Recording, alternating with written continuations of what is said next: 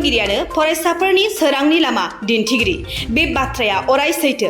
नाथाय दुखुनांथावदि गोबां फोरोंगिरिफोरा गोबाव बोसोरनिफ्रायनो सरकारनि जेबो अनसुंथाइ एबा दान बान्था मोनालासे गाव गावनि नखरनि जेंनाफोरखौ दोनथ'नानैब्लाबो गावखौ बावसोमनानै फरायसाफोरनो फोरोंथाइ होबोदों। दुलाराय आसामजों लोगोसे बिटिआरआवबो गोबां फरायसालि आरो फोरोंगिरिफोरा बेबायदि जेंनाजों मोगा-मोगि जाबोनांदों आरो सरकारजों नासयजाबोदों। बे समाव बिटिआर हालामनि बेनसार फरायसालिनि फोरोंगिरिफोरा गावसिनि फारसे सरकारा जेबो राहा लायैखौ गोथौयै दुखु मोननाय फोरमायदों। मख'जाथावदि बिटिआर गोरोबथानि 6.3 दफानि गेजेरजों बिटिआरनि गासै बेनसार फरायसालिफोरखौ सरकारारि खालामनायनि रादाय दंमोन। नाथाय बिटिआर गोरोबथाया 1.25 बोसोर सम बारलांसेयावबो बेनसार फरायसालिफोरखौ सरकारारि खालामनायनि खामानिया आवगायाखै। बेखौनो दुखु मोनखांनानै दिनै दुलाराय बिटिआर सरकारारि नङै गोजौ फरायसालिनि फोरोंगिरि गौथुम क'क्राझारनि अलंबार गोजौ फरायसालियाव मोनसे मेल जथुमनायनि गेजेरजों बिटिआरनि गासै बेनसार फरायसालिफोरखौ 4 दाननि गेजेराव सरकारारि खालामनायनि राहा लानो बिटिआर आरो आसाम सरकारनिसिम खावलायदों। जोंनि फरायसालिफोरनि जिथु जेंना आरो बे जेंनाया दिनैसिम सुस्रांजायाखै। भेन्सार हिसाबैनो दं।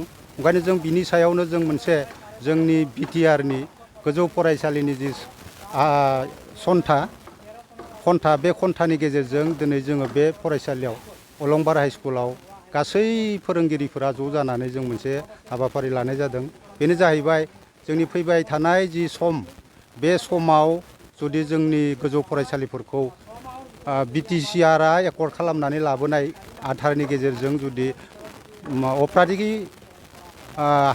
गोजौ फरायसालिखौ जुदि प्रभिन्सियेलाइजेसन खालामा अब्लाथाय जोंहा जोबोद दुखु जागोन आरो बे बेफोरखौनो लानानै जों सावरायनाय जादों। ओंखायनो जों बे मिडियानि गेजेरजों जों बेखौनो आर'ज गाबनो एबा फोरमायनो लुगैदों जे आसाम गभर्नमेन्ट आरो बिटिआर गभर्नमेन्ट बिथांमोना जयै लोगो नांनानै जोंनि बे दुखुथिया जोंनि फरायसालिनि जिथु जेंना फोरोंगिरिफोरनि जिथु बेथन मोनैनि जेंना बे जेंनाखौ सुस्रांगोन होननानै जोङो मिजिंथिदों आरो बेखौ जोङो दिनैनि गेजेरावनो जोङो मोनसे सिद्धान्त लागोन। बेखौ जाहाथे जोंनि बिटिआर गभर्नमेन्ट आरो आसाम गभर्नमेन्टनि गेजेराव जाहाथे जों बेखौ मिथिनायनि थाखाय राहा लानो हायो आरो बेखौनो जोङो बुंगोन जे बिथांमोना जोंनि बे फरायसालिफोरनि जिथु जेंना फरायसुलिफोरनि जिथु जेंना बेखौ जुदि सुस्रांनायाव जुदि गोसो गैयाब्ला जोंनि गेजेराव मोनसे गुलु गुजु मोनसे सोमजिगोन। बे सोमजिनायनि गेजेरजों हयथ' गोबां बिशृंखल जालांगोन। बेखौ साननानैनो जोङो मोनसे खावलायनो लुगैदो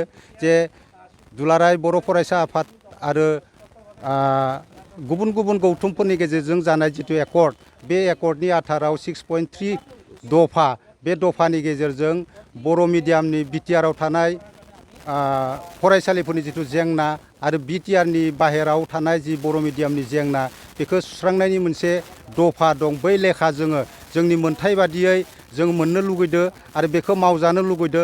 ओंखायनो जों गुरैयै जोंनि बिटिसिनि चिफ बिथां प्रमद बर' सारखौबो जों खावलायनो लुगैदों जाहाथे बिथाङा जोंनि आसाम गभर्नमेन्टजों सावरायलायनायनि गेजेरजों जाहाथे बे मांखोब्रै बा दानब्रैसोनि गेजेरावनो जाहाथे सुस्रांनानै होयो बेखौ जों मिजिंथिदों।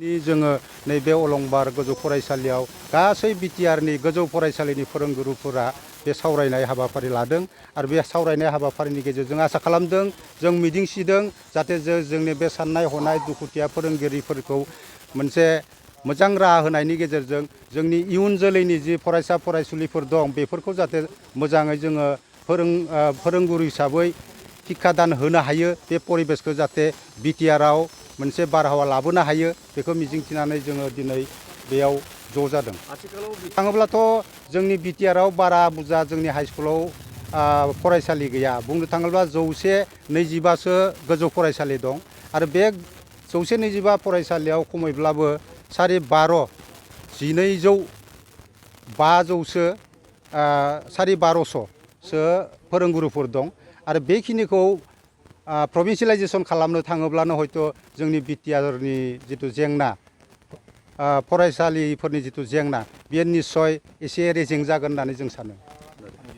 बे जोङो आथिखालाव दिनैसिम खमैब्लाबो 30 बोसोर जालांबाय 25-30 बोसोर जोङो शिक्षा गुरु हिसाबै जोङो जोंनि फरायसालिफोराव जों शिक्षा दान होबाय आरो जोंनि फरायसालिनि फरायसाफोरानो दिनै सोरबा PhD लानानै डक्टरेट जानानै प्रफेसार जालांबाय सोरबाबा माने डक्टरबो जालांबाय सोरबाबा इन्जिनियारबो जालांबाय दा बेफोरबायदि बेलायाव जों फोरोंगुरुफोरा बिना बेथनै दिनैसिमबो आवगाय जाबादि सोलोंथाइ होयोमोन बेबायदिनो जों सोलोंथाइ होबाय दं।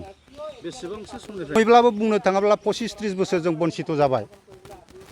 दा बे बिथिङाव दिनै जोंनि गेजेराव बहुद बेकारनि जेंना जानाया नंगौ जे बेनि खारनानो जाहैबाय बिथांमोना माब्लाबाबो बे जेंनाफोरखौ सुफुंनो नाजायाखै आसाम गभर्नमेन्टआ सुफुंनो नाजायाखै नाजानायमोनब्ला दिनैसिम बेफोरबायदि बेकारनि जेंनाया एसेबां थानाय नङामोन।